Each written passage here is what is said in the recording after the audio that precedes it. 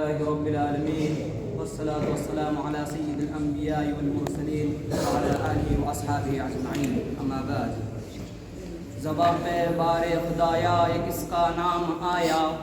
زباں پہ بار خدایا یہ کس کا نام آیا، میرے نطقنے کو سے میرے زباں کے لیے۔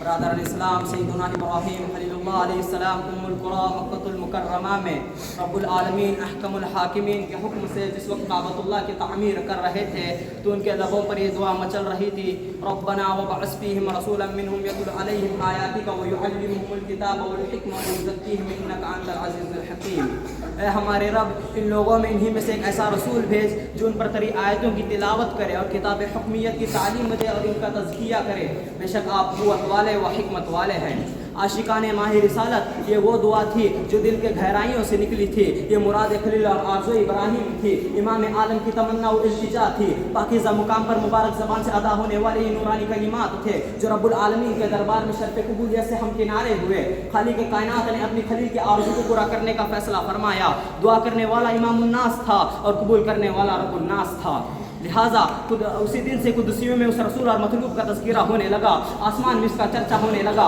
انبیاء و مرسلین اس آخر نبی کی بشارت دیتے رہے، کتب و صحائف اس کے اوصاف گناتے رہے، تورات و انجیل کے صفحات میں اس کی ثناخوانی کرتے رہے، روح اللہ نے اس کی بشارت سنائی، کلیم اللہ نے اس کی اطاعت کی تمنا کی۔ شب و روز گزرتے رہے، اودار بدلتے رہے، آفتاب اس کی زیارت میں ضیاءباشی کرتا رہا، مہتاب و شوق دیدار اور چاندنی چرہاور کرتا رہا، گل و بلبل یا سمیم و سنبل اس کی زیارت کے لیے بےتاب تھے،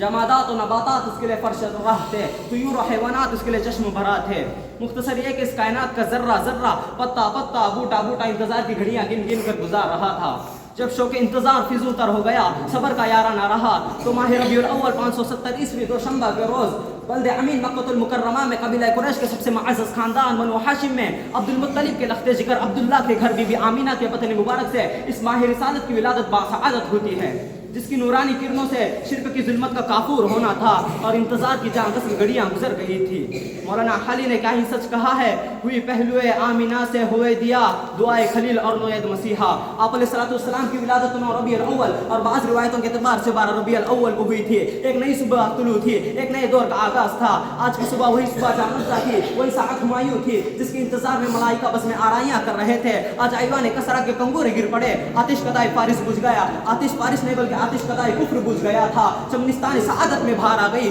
گلچن ہدایت پر نکار آ گیا تھا، ہر طرف توحید کا غلغلہ تھا، سلامت سلامت اور مبارک مبارک سے فضائے کائنات گونج رہی تھی۔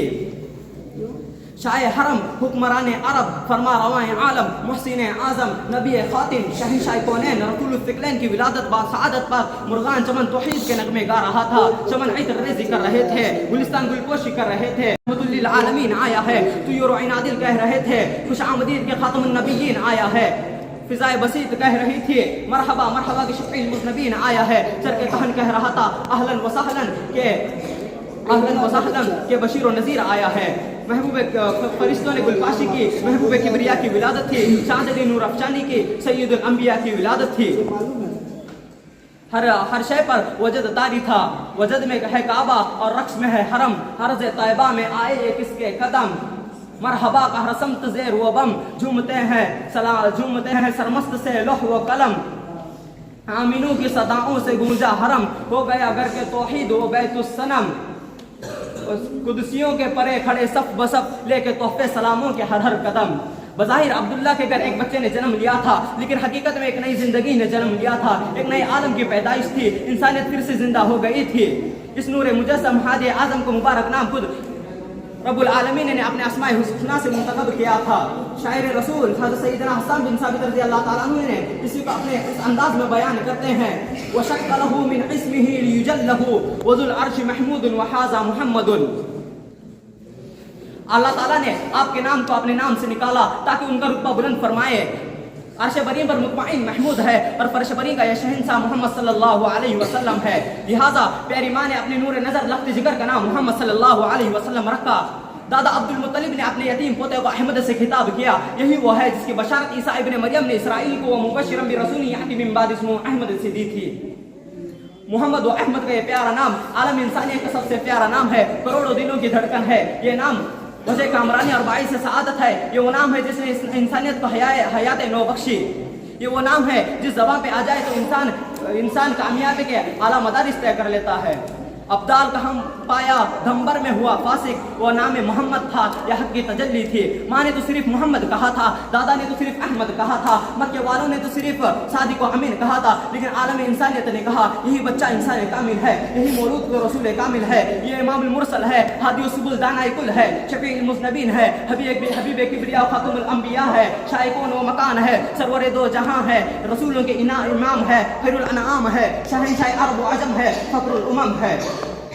رادان ملت قدرت اپنے حبیب و محبوب کے ان پیارے پیارے القاب و خطاب پر مطمئن نہ تھے تو رب العالمین نے فرمایا میرا محبوب رحمت للعالمین ہے، شاہد و مبشر ہے، بشیر و نذیر ہے، داعین اللہ اور سراج منیر ہے۔